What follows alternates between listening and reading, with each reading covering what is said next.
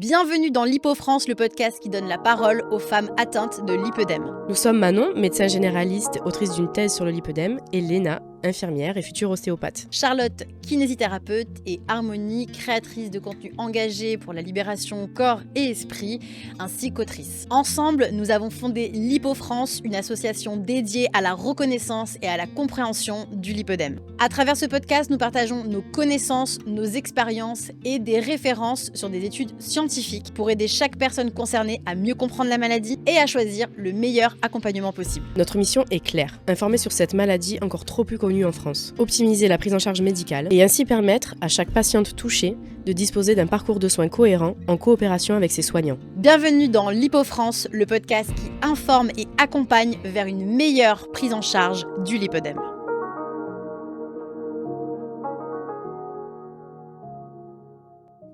Bienvenue dans ce deuxième épisode du podcast LipoFrance. Je suis du coup Harmonie et je suis avec Léna. Voilà, c'est toujours nous deux qui faisons ce podcast ensemble pour répondre à vos questions.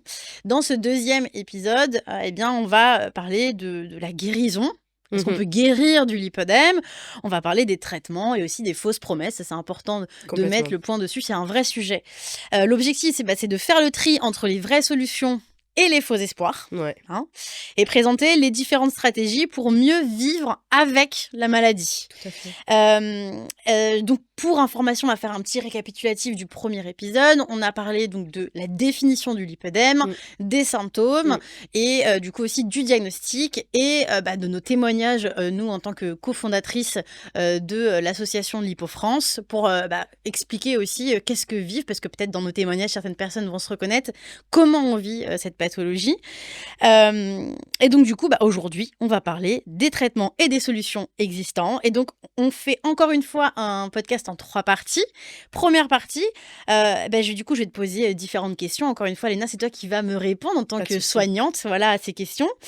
On va répondre à la question, faut-il croire au traitement miracle? Alors, est-ce que tu peux nous expliquer un petit peu les fausses promesses sur Internet qu'on vend entre les régimes, les crèmes, les massages, etc.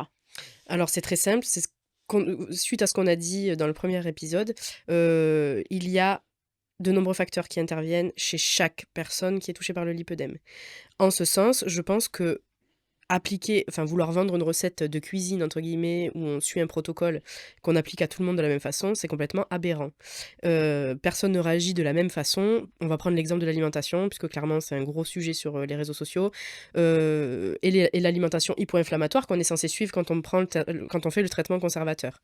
Il y a un tollé sur le gluten et les produits laitiers, par exemple. Ok, la réalité, c'est qu'il y a énormément de femmes qui suivent cette alimentation qui n'ont en réalité aucun problème ni avec le gluten ni avec les produits laitiers. Mais on leur a dit, moi j'ai lu que machin dans un livre, il faut faire ça. Ben non, c'est absolument aberrant. Il faut écouter son corps, en fait. On est toutes différentes. Personne va avoir la même réaction face à une même molécule. Et en ce sens, moi je pense que les programmes tout conçus, tout faits, c'est complètement aberrant. C'est une maladie, il faut un suivi médical et un suivi personnalisé. Moi, je connais personne qui a une sclérose en plaques ou n'importe quelle maladie, de l'endométriose par exemple, qui suit un programme que quelqu'un vendrait à tout le monde. C'est complètement aberrant. Complètement aberrant. Là, ce que tu nous dis, c'est qu'en termes d'alimentation, déjà, on parle souvent d'un régime anti-inflammatoire que tu préfères appeler hypo-inflammatoire, mais qui est du coup à voir au cas par cas, en tout cas, mais qui pourra soulager peut-être un peu la pathologie, qui peut soulager, mais n'enlèvera pas les symptômes. Ça va pas changer, on ne guérit pas du lipœdème. Voilà. Donc ça, on en reparlera du coup sur l'aspect de la guérison. Du coup, oui, effectivement, ça peut améliorer grandement le confort, ça peut faire baisser le taux d'inflammation, de bas grade qui est dans le corps.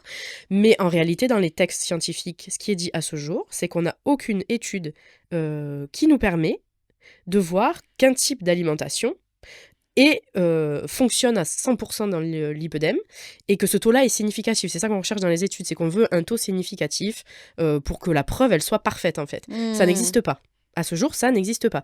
Il y a des trucs sur le keto, le machin. Ok, le keto, c'est très bien. Ok, il y a des nanas qui voient leur corps super changer avec le keto. Déjà, ce qu'on vous dit pas forcément, c'est qu'elles bouffent 200 calories au lieu d'en manger 400 par repas. Et en plus de ça, le keto, c'est quoi? C'est de la graisse à fond de balle et des protéines à fond de balle. On a un cœur, on est des femmes. Le régime keto, ça a été prouvé par l'American Heart Association, est un désastre pour la santé cardiovasculaire des femmes. Donc, c'est trop bien, hein. Ouais, ok, tu fais baisser ton inflammation, ton lipœdème il va mieux, tu ressembles plus à quelque chose à tes yeux dans ce que tu recherches. Mais si c'est pour canner d'un infarctus dans 5 ans, quel est l'intérêt en fait? Et surtout qu'il peut y avoir une explosion par la suite, puisque c'est Et puis, difficile de tenir. voilà, en plus de Ça ça, peut développer des bien troubles du sûr, comportement exactement, alimentaire. ça reste un Un régime. régime, il faut le dire, quoi. Et Donc à un moment un donné, état de famine pour le corps. en tout cas, tu le prives d'une famille d'aliments, enfin de Mmh. plusieurs familles d'aliments, Mmh. pour induire un état qui n'est pas un état naturel, Mhm. et qui va donc demander au corps de faire des choses qu'il n'est pas censé faire, quoi. Mmh. Et je le répète, mais l'ANSES a produit un rapport en 2012, je crois, peut-être que je dis une bêtise sur l'année, mais en tout cas c'est très Je crois vieux, que c'était 2012, ouais. sur le fait que tous les régimes tels qu'ils soient finissent par être délétères dans le sens où 95% des gens qui perdent du poids finissent par tout reprendre et plus. En 5 ans. C'est prouvé scientifiquement. Totalement. Donc à un moment donné, il faut arrêter les régimes. Le Mm. régime keto est un régime, point. Ok, donc pour brasser, les fausses promesses qu'on voit beaucoup sur Internet, c'est une promesse par rapport à un régime alimentaire. Donc on peut totalement on peut totalement l'exclure aujourd'hui, ou on peut améliorer un peu sa condition. Attention, on peut pas guérir de la maladie, mais on va pas guérir améliorer les symptômes. Voilà, les symptômes. On peut améliorer les symptômes, mais légèrement. Dans tous les cas. Oui, c'est ça. L'idée, c'est de canaliser. Voilà. L'idée, c'est de canaliser. Et je reviens sur la preuve, pardon. C'est le seul truc qui est un petit peu prouvé, on va dire, c'est les bienfaits du régime méditerranéen. Enfin, alors du coup, c'est pas un régime, c'est de l'alimentation méditerranéenne. Okay. Parce qu'en réalité, il n'y a aucune exclusion d'aucune catégorie de famille. Okay. C'est juste une alimentation saine, finalement. C'est important, on le verra par la suite. Dans la deuxième partie, on parlera justement de l'importance aussi du rapport à l'alimentation saine. Et en fait, que l'équilibre qu'on a avec l'alimentation est plus important dans le rapport que l'alimentation en elle-même. Ouais, tout à fait. Ok, très bien. Pourquoi le lipodème aujourd'hui, il disparaît pas avec le sport et l'alimentation seule? Je sais pas si vous vous souvenez, mais dans le premier épisode, on a parlé de la fibrose. La fibrose, donc c'est la densification, donc les structures de la graisse qui deviennent plus épaisses, plus dures. C'est comme si ça devenait des petites cordelettes, finalement. C'est très imagé, ce que je dis. Mais du coup, il y a une modification de la structure en elle-même. Et à partir du moment où il y a une modification de la structure, du coup, ça devient imperméable à des mesures d'hygiène, hygiéno-diététique habituelles, en fait. D'accord. Il y a cette histoire de nodules aussi. Je sais pas si vous avez déjà eu des kystes ou si vous avez déjà eu des petits lipomes. Bon, après, les femmes qui ont des lipœdèmes le sentent sous leur peau. Mais vous voyez bien que c'est une structure ferme, dure, qui est ici, là, sous la peau, qui va être complètement imperméable à toute forme de changement moléculaire, on va dire, selon comment on se nourrit, en fait. Ok. Et aujourd'hui, ça c'est important que tu le dises, parce que voilà, c'est un gros combo qu'on veut beaucoup mettre en avant. Ouais. Et il est essentiel, on en verra par la suite dans les traitements conservateurs, d'avoir une alimentation saine. Et quand on dit saine, c'est aussi le rapport qu'on a avec elle et une activité physique. Presque en fait comme n'importe quel être humain finalement, on est bien d'accord, dans la limitation de la pathologie, on va en parler après. Mais en tout cas, voilà, ça disparaît pas. On peut pas faire disparaître les symptômes du lipœdème, donc cette graisse qui se développe. Alors oui. On peut pas l'enlever. Alors les symptômes, je pense qu'on peut les améliorer. On peut les améliorer. Ça c'est sûr. On ne peut pas enlever la graisse du lipœdème si c'est pas par une action mécanique. Ok. On vous mettra les sources parce qu'il y a sûrement des études sourcées là-dessus. C'est important de le dire pour aussi faire de la prévention sur tous les business ou genre de choses qui se font là-dessus. Ouais. Quels sont les mythes les plus répandus sur la guérison? Alors déjà, c'est que la chirurgie peut soigner le lipœdème. Okay. Peut guérir du lipœdème. C'est-à-dire qu'il y a des chirurgiens... C'est faux. C'est archi faux. Quand un chirurgien aspire de la graisse malade avec une canule sous la peau, il n'y a pas de caméra au bout de la canule. Et le lipœdème, il faut bien comprendre une chose, que c'est pas... Vous avez l'épiderme, le derme et le tissu conjonctiflage, donc le tissu adipeux.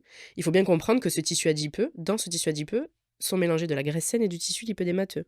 D'accord. Il n'y a pas une couche de lipœdème, une couche de graisse saine. Ça n'existe pas, ça.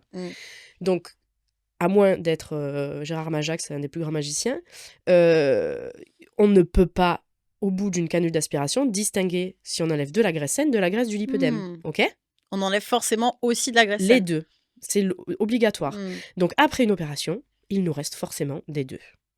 Il faut bien comprendre qu'après une opération du lipœdème par le meilleur chirurgien qui soit, il vous restera de la graisse. Dieu merci, parce qu'on a besoin de la graisse pour vivre, surtout quand on est une femme. Absolument. Il restera de la graisse. Il peut rester des nodules, il peut rester de la fibrose, parce qu'il est impossible de tout enlever, sauf sur peut-être des petits stades, et encore même pas, en termes de microscopique, c'est même impossible. Bien sûr. Donc, on ne guérit pas du lipœdème. Voilà, c'est important de le dire. Même après une opération, on enlève les conséquences de la pathologie qui est dans nos gènes, La maladie est dans nos Oui. gènes. Oui, Voilà, il faut bien se mettre dans la tête que l'opération permet de revenir à un stade antérieur. c'est tout. Voilà. Point barre. Temporaire, peut-être. Temporairement Potentiellement. peut-être. Ça, c'est pareil, on peut pas savoir ce que l'avenir nous réserve, la vie hormonale qu'on va avoir, la ménopause peut faire flamber le truc même si on a été opéré. Hmm, Dans ce sens que, je disais tout à l'heure, le chirurgien ne sait pas ce qu'il enlève en réalité. hmm. C'est important de le préciser. C'est hyper important. On va passer à la deuxième partie, du coup, pour parler, parce que là, je pense qu'il y a plein de gens qui doivent se poser la question de qu'est-ce qu'on fait alors, du coup, Ouais. pour améliorer tout ça. Donc, on va regarder tout ce qui est les traitements connus et leurs effets. Dans les traitements médicaux actuels, qu'est-ce qu'on a? Parce que, du coup, on sait, et tu vas établir, on a la compression, le drainage, la physiothérapie, ce genre de choses. Qu'est-ce que tu peux nous dire sur les traitements médicaux actuels, en tout cas, qui aident véritablement à l'amélioration, que ce qu'on soit opéré ou non, d'ailleurs. Je sais pas si on peut parler de traitements médicaux dans le sens où ce traitement conservateur, finalement, c'est plus une hygiène de vie à adopter. Mhm, D'accord. d'accord. Parce qu'il n'y a pas finalement tant d'événements extérieurs, il n'y a pas de prescription de médicaments, Mhm. voilà, il n'y a pas d'intervenants finalement, à part peut-être le kiné pour des drainages qui soient médicaux.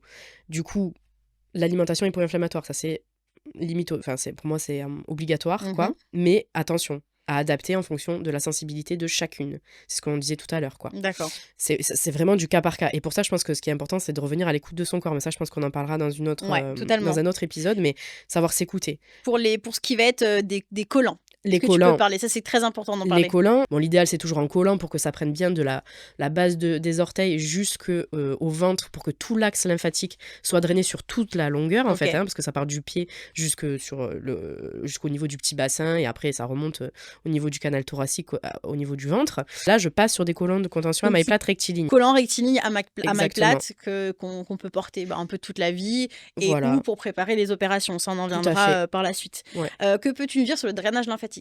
Le drainage lymphatique, c'est comme le collant, c'est adapté à chacune. Hmm. En fait, on se rend compte, je pense, avec cet épisode, qu'il y a énormément de choses qui circulent, qui sont pas très bien. Enfin, le message n'est pas passé comme il faut en réalité. Le Hmm. drainage lymphatique fait partie du traitement conservateur, mais en réalité, il y a des nanas, ça leur change absolument rien. Elles ont toujours autant d'œdème, elles ont toujours autant de douleurs. Donc, quel est l'intérêt de continuer à les se faire drainer? Il n'y en a pas. Ok. Donc en fait, le drainage lymphatique, vraiment, c'est pareil, cas par cas. Est-ce que ça améliore mes symptômes? Oui, non. Est-ce que ça améliore mes douleurs? Oui, non. Est-ce que je me sens plus en forme quand j'en fais? Oui, non. Mhm. Et c'est la personne, en fonction de son ressenti, qui va vraiment donner du sens aux choses, quoi. Hmm. Faut aller se faire drainer. Alors soit, bon, il y a un gros problème avec ça, mais ça, c'est le système de santé aussi. Il faut savoir que les kinés sont payés une misère s'ils font du drainage lymphatique comme il faut. Ces gens, ils gagnent, je crois, dans les peut-être 7 € pour 40 minutes. Donc, qui travaillerait pour 7 € pour 1 heure quasiment? Hmm. Personne. C'est même pas un SMIC. Du coup, ils sont pas encouragés en fait à nous drainer. C'est pas possible. Mais ça, c'est le système qui est défaillant. Donc du coup, quel est l'intérêt d'aller me faire drainer à 150 € chez je ne sais quelle draineuse? Attention, moi la première je le fais, mais si ça n'améliore pas mes symptômes, Bien sûr. aucun. Garde ton Hmm. pognon. Hmm. Encore une fois, il faut s'écouter, c'est au cas par cas. Exactement. Il y a pas de. Du coup, dans ce que tu nous dis, c'est que le collant, ça peut vraiment aider à diminuer les L'œdème, douleurs, ouais. l'œdème, etc. Ça n'enlèvera pas, on le précise encore une fois, les symptômes, mais ça pourra les C'est améliorer. ça. Le drainage, c'est au cas par cas. C'est ça. Donc, il y a des personnes sur qui ça aura. En fait, quel que soit le bienfait, ça nous fait des bienfaits, on y va. Ça nous en donne pas. Tout à fait. Voilà. C'est du bon sens en fait en réalité. Exactement. Justement, on va reparler de l'alimentation et du sport. Est-ce qu'on peut améliorer ces symptômes sans parler de guérison avec l'alimentation et le sport? On en a déjà parlé, mais du coup, en résumé, est-ce qu'on peut améliorer? Complètement. À mon sens, c'est ce qui est le plus... ce sur quoi on va avoir le plus de résultats. Bon, après, ça, c'est mon avis et mon ressenti de patiente. Mais après, le fait est que dans toutes les études, c'est ce qui ressort aussi. Alors après, je voudrais nuancer sur le sport. Dans le sens où la plupart des femmes qui nous écoutent ont plus forcément la capacité de faire du sport. Absolument. Et il y a une grosse différence entre sport et activité physique. Moi, j'aime bien dire que dans le traitement conservateur, au lieu de parler d'activité physique ou du sport, je pense que le mieux, c'est déjà de lutter contre la sédentarité, en fait.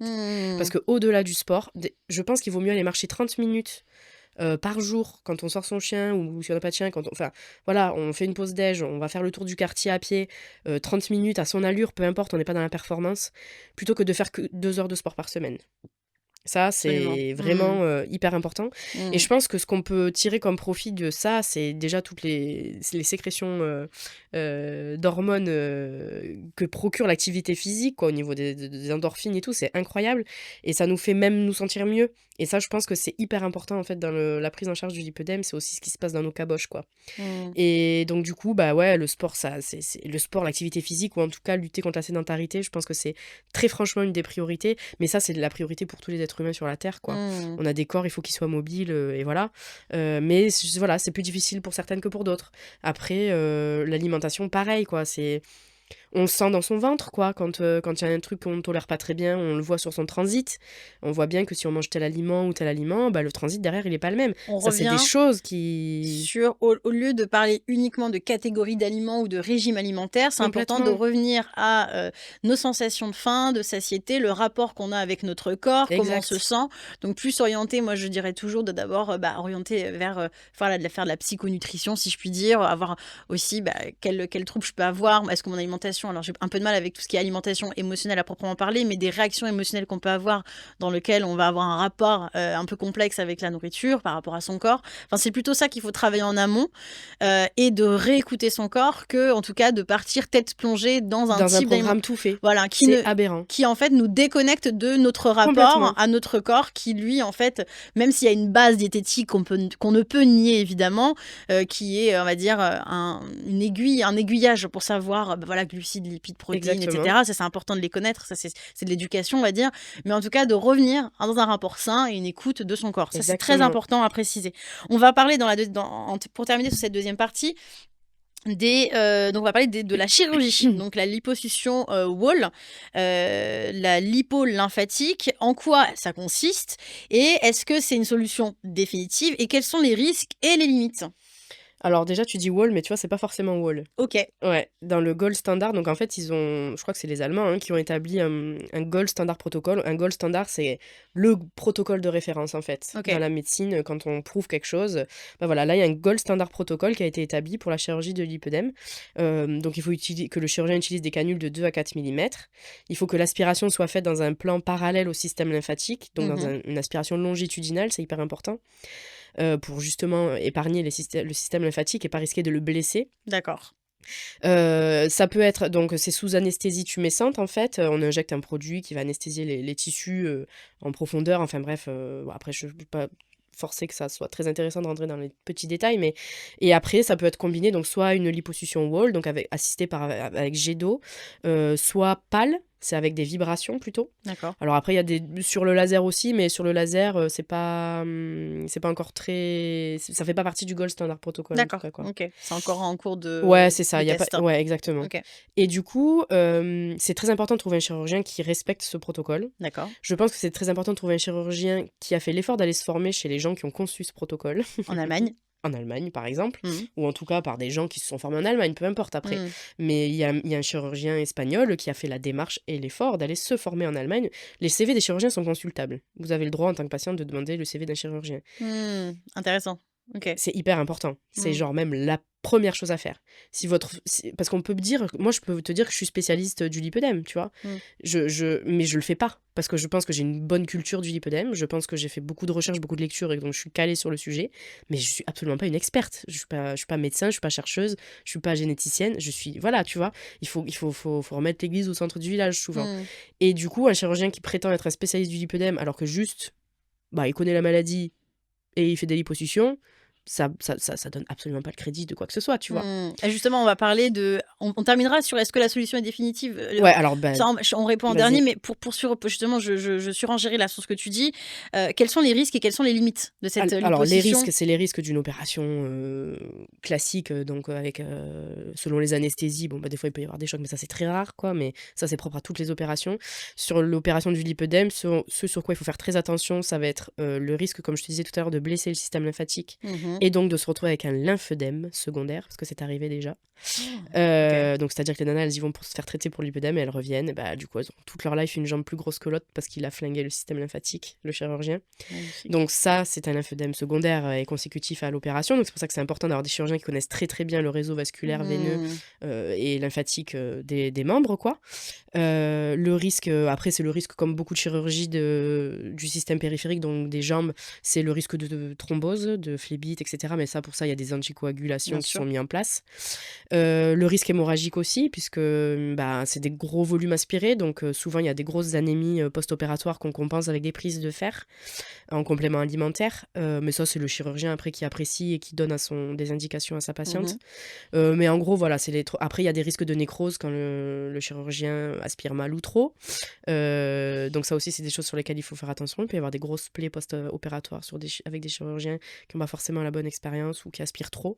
Le risque, c'est il y a un texte scientifique qui existe, que j'aime bien, qui dit qu'il faut faire très attention à la tendance à la squelettisation, en fait, de l'opération. Parce qu'il y a des chirurgiens qui sont un peu friands de voir des jambes avant-après complètement rachitiques, tu vois, alors que c'est absolument pas sain. Il faut laisser de la Bien graisse sûr, bien sûr. dans les tissus, quoi. Est-ce que c'est une solution définitive? Pas du tout. C'est ce que je te disais tout à l'heure. Le chirurgien ne sait pas ce qu'il enlève, donc il reste toujours du lipœdème dans notre tissu conjonctif lâche qui structure notre corps. Donc non, absolument pas, c'est absolument pas définitif. Il peut y avoir des rebonds, il peut y avoir des récidives. Alors globalement, ce qui est dit dans les textes scientifiques, c'est quand même que c'est une solution qui est super pour revenir à un stade antérieur et redonner la mobilité à la patiente. C'est ça qu'on recherche, clairement, et la baisse de la douleur aussi. Mais non, il y a beaucoup aussi, dans beaucoup de textes, il y a la notion que certaines patientes ont toujours besoin de colonne de contention derrière, que toutes les douleurs n'ont pas forcément disparu, qu'il y a une récidive sur certaines zones. Il peut y avoir des prises du développement de lipœdème. Alors, il migre pas, le lipœdème, il n'a pas des petites baskets, il peut pas se déplacer, hein.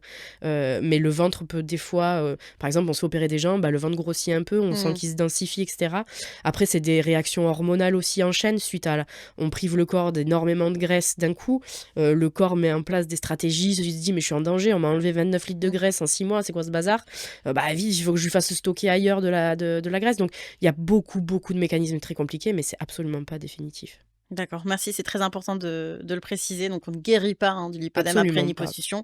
On revient à un stade antérieur, comme on Tout le à fait. disait, et on permet plus de mobilité, Tout à mais fait. on est toujours atteint par le lipœdème. Exactement. Et donc, on doit continuer à avoir une hygiène de vie Le mettre en place. voilà, Voilà, tout à fait. la plus adaptée pour nous, C'est avec ça. bienveillance, du mieux qu'on peut. Mais on a un facteur dans tous les cas qui est un facteur dit chronique par rapport à la Exactement. pathologie et sur lequel on n'a pas de prise. Oui, et Donc ça, c'est important de le préciser. mystère, parce qu'il y a cette histoire d'hormones, il y a cette histoire de génétique. Comment va réagir mon corps à la ménopause alors que j'ai été opérée, j'en sais absolument rien.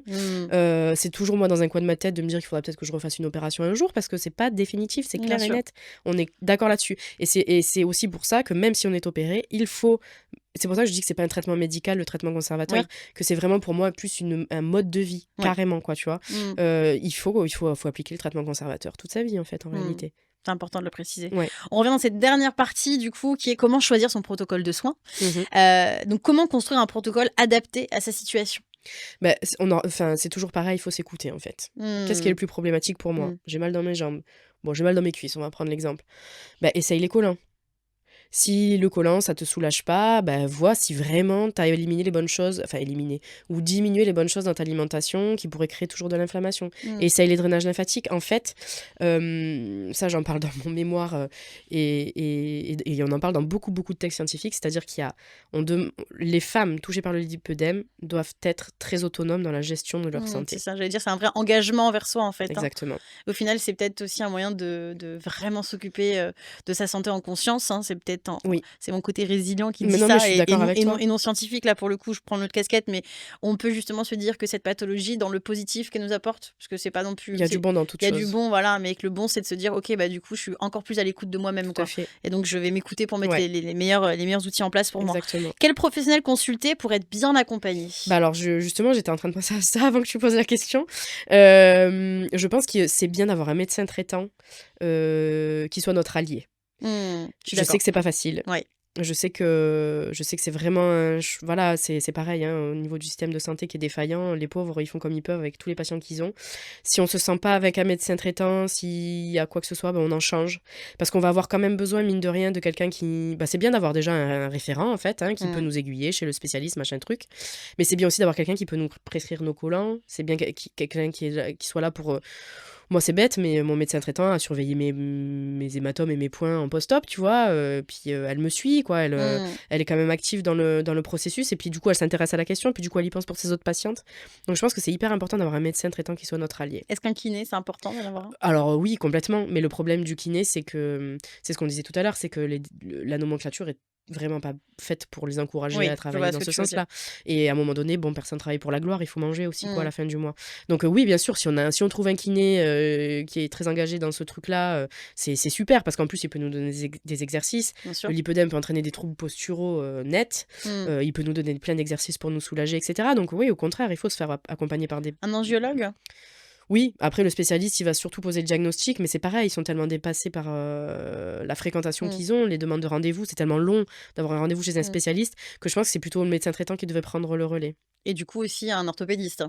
Alors l'orthopédiste, c'est pareil, c'est intéressant, tu le disais tout à l'heure, il y a des troubles posturaux. Dans le lipœdème, il y a souvent un affaissement de la voûte plantaire et un valgus des genoux, donc tes genoux qui rentrent un peu en gros, quoi.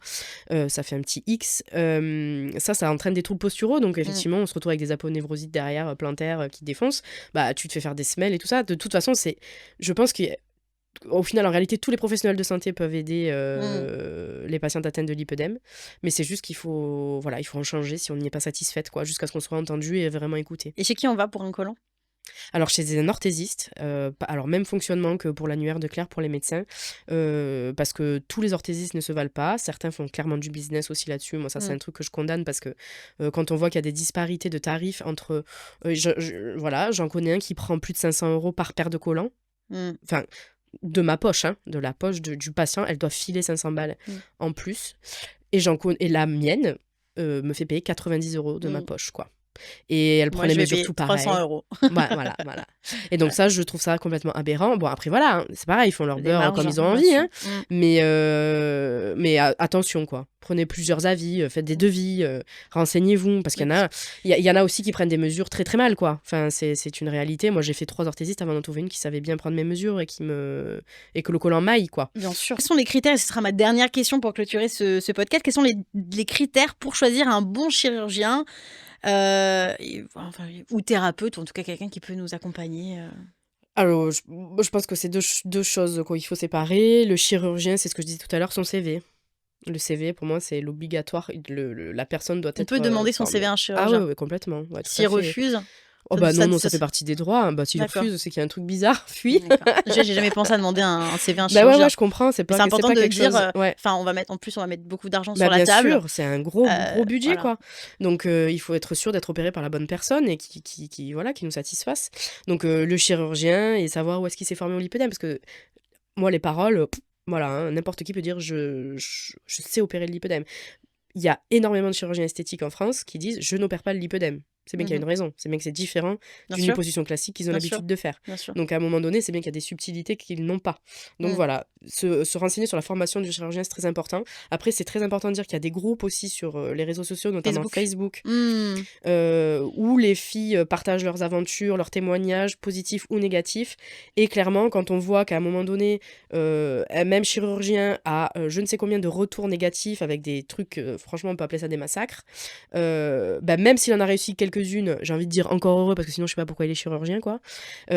Ok, il en réussit quelques-unes, mais son taux de patientes mécontentes est quand même incroyablement haut. Donc à fuir. Ça, c'est hyper à fuir, quoi. Ouais, c'est important d'aller regarder. Ce n'est pas normal. Qu'un chirurgien se vautre une fois, ça arrive. L'erreur est humaine, il n'y a personne qui est parfait. Mais quand on voit quelque chose revenir très régulièrement, etc., non, à un moment donné, il faut se poser des bonnes questions, quoi. Bien sûr. Et est-ce que c'est important de se faire accompagner du coup par un thérapeute, un psychologue ou ce genre de choses? Alors je pense que oui, mais alors ça c'est mon avis à moi, je pense que n'importe quel être humain, vu le monde de cinglé dans lequel on vit, devrait faire une thérapie. Ça c'était ma casquette militante, pas la casquette vice-présidente de l'asso. Du coup, oui, la santé psychologique est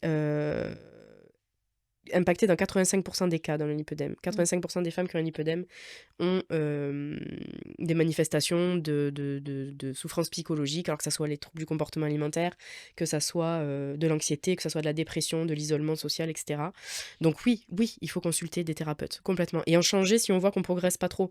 Alors, franchement, en thérapie, tu progresses normalement très vite. Oui, pour le rapport déjà qu'on a avec notre corps, le corps qui a changé, qui va peut-être changer si on décide de se faire opérer, pour aussi... Ça reste l'annonce d'un diagnostic Voilà, c'est un chronique, diagnostic. d'une maladie chronique. Voilà. Il y a des étapes de deuil Il y a dans des l'annonce. j'allais dire, il y a un Exactement. deuil à faire, etc. Complètement. Et puis aussi bien regarder tout le chemin qu'on a fait jusqu'à maintenant, Tout à parce que fait. des fois on a besoin de faire retracer le chemin de notre vie, et ça peut être un traumatisme de se dire que Bien sûr. on a erré autant d'années, qu'on a créé en soi beaucoup de culpabilité. Bien sûr. Et là, on ne réagit pas tous pareil, tout du moins. fait, Donc ouais. c'est important de se réapproprier son corps et du coup l'image qu'on a par rapport à son corps. Donc ça, c'est important. On n'en parle pas assez, j'ai l'impression, du suivi psychologique, mais je pense que ça peut être important de se dire, surtout si on décide de se faire opérer, le cerveau, on expliquait, parce voilà, ta chirurgienne t'expliquait que des fois il y a un temps d'adaptation, que le cerveau ne voit pas encore le résultat. Moi, ça fait un an, je vois toujours pas. J'ai l'impression d'être comme avant, c'est un délire. Tu te sens mieux, mais visuellement, il n'y a pas. Voilà. Donc ça, c'est important. Ouais. Très bien, du coup, on va conclure ce deuxième épisode. Donc, est-ce que tu peux faire une rapide synthèse des solutions réelles et des mises en garde contre les, j'ai envie de dire, arnaques, si je puis dire? Je dirais déjà, quand on veut vous vendre un programme, c'est qu'il y a quelque chose de bizarre derrière. Un programme qui soit pas un peu individualisé à un moment donné, j'entends. Écoutez votre corps et ses manifestations, le transit, les douleurs, l'inconfort, digestif, etc. Le traitement conservateur, hyper important, mais pareil, individualisé. N'allez pas dépenser un pognon monstre en drainage lymphatique si ça vous change rien. Ça n'a aucun intérêt, en fait. Donc, alimentation hypo-inflammatoire. Voilà, parce que méditerranéenne. Voilà, méditerranéenne. L'écoute de son corps. Exact. Lutter contre la sédentarité. Voilà, donc pas forcément sport, parce qu'on peut pas forcément le faire, mais en tout cas être actif. Exactement. Très bien. Si on le désire, le collant. Si ça soulage les symptômes, bien sûr les collants. Voilà. Et si on veut, du coup, revenir à un stade antérieur, l'opération. La liposuction, super. Exactement. Donc c'est important d'avoir un suivi médical et d'être éduqué sur la pathologie. C'est ce qu'on fait nous là aujourd'hui, en tout cas de l'éducation, si je peux dire, de l'information. Oui, c'est ça.